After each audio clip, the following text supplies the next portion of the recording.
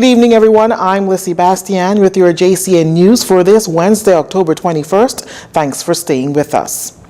The National Economic Recovery Committee recommends a full legalization of marijuana that's for medical, religious, and recreational purposes with an appropriate but nimble regulatory regime that oversees the production and manufacturing, sale, consumption, and export of marijuana. Prime Minister Dr. Hubert Minnis revealing as much as he reported the committee's recommendations this morning in the House of Assembly. There is this consistency in the recommendations of both the Marijuana Commission and the Economic Recovery Commission.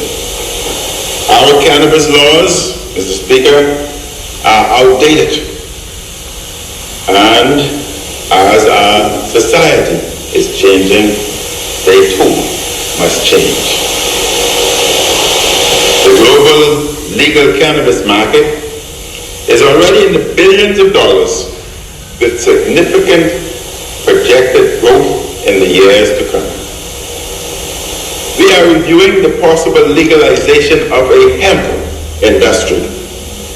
We will report back to the nation following greater public consultation. That said, the Prime Minister says the government's reviewing the possible legalization of a hemp industry. The hemp industry, Mr. Speaker, would include variations of cannabis low in THC. Bahamian-owned or majority Bahamian-owned companies must and will lead to any new hemp industry in the Bahamas. Hemp is used in multiple products from clothing to building materials, and even in tea bags, such as some Lipton tea bags.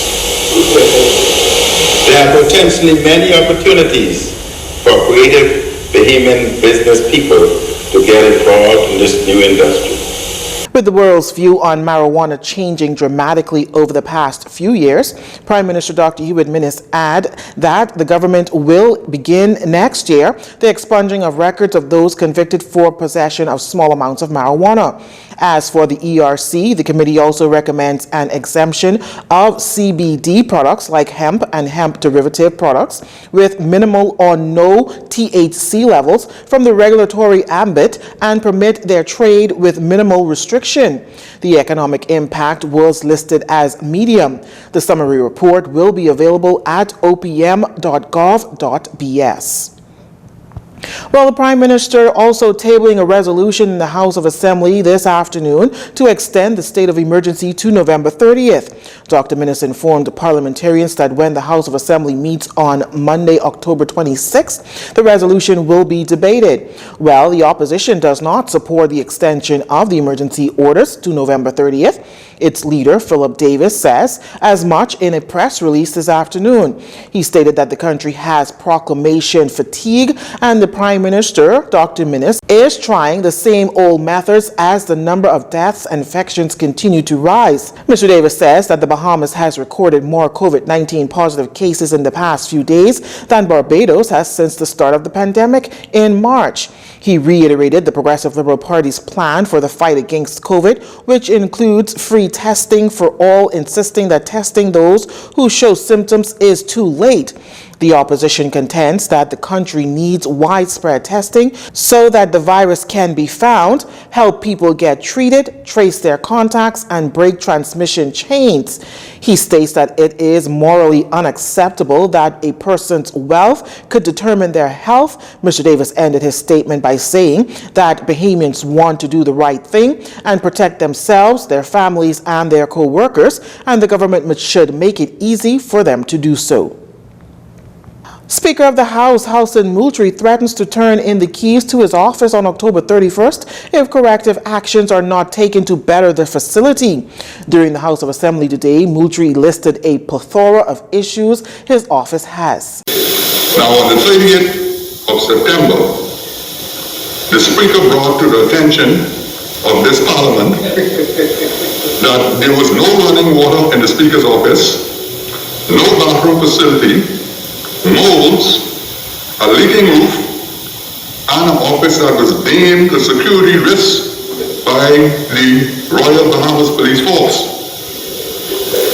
did not hear any initiative or plan set to correct that situation for the legislative branch of the government. The Speaker made these remarks after noting that the Prime Minister was relocating the meeting of Cabinet due to a leaky roof. I am of the view that a man should not ever respect any other man above himself.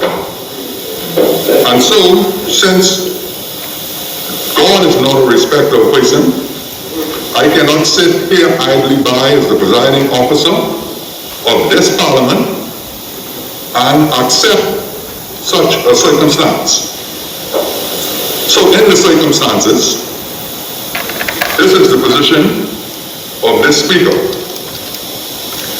On the 31st of October 2020, the Speaker will turn in the keys for the Speaker's office. Mr. Mutri stated that if the majority of the Parliament desires, it can discontinue a session of the House of Assembly and bring a vote of no confidence to remove him from the chair, as he will not return to the office under its current condition. After being nominated by the representatives of Canada and Mexico, Foreign Affairs Minister Darren Henfield was unanimously elected as president of the 50th regular session of the General Assembly of the Organization of American States. Minister Henfield encouraged members of the OAS to hold an open, frank, and constructive dialogue, emphasizing that the Assembly was meeting at a time of great upheaval, a time when every single country has had to urgently reset priorities to protect the health and survival of their citizens, to achieve food security, address social security needs, achieve diversification and technological modernization of their economies, while managing a complex pandemic, together with resultant disruptions in the supply chain of basic medical and protective equipment. The minister stressed that it is incumbent upon members to work in a strategic partnership at this critical time. The assembly took place virtually yesterday and continues today as a result of the social distancing measures adopted across the world to collectively address the COVID-19 pandemic. You're watching JCN News. When we return, there's a shortage of electronic devices worldwide, and a traffic accident claims the life of a young man. Stay with us. This segment of the news was brought to you by Alive.